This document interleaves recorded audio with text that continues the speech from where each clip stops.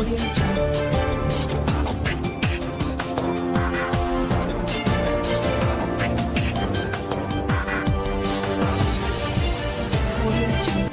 करते हैं news update. कल 5 अक्टूबर आलमी यौम-ए-उस्ताज़ा टीचर डे के मौका पर ब्राइट आल पब्लिक स्कूल हसन अब्दाल के दोनों कैंपस में खूबसूरत प्रोग्राम तश्कील दिए गए।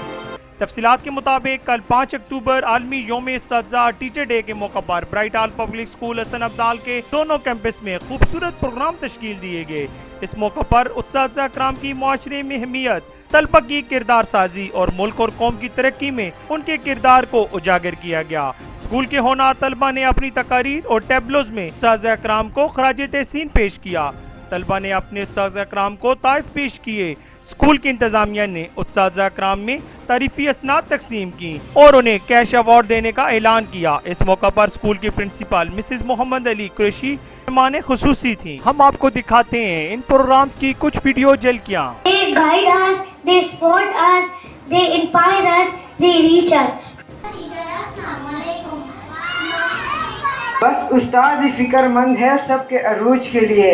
बस मैं कभी भी तन्हा नहीं रहता, वो कई रिश्तों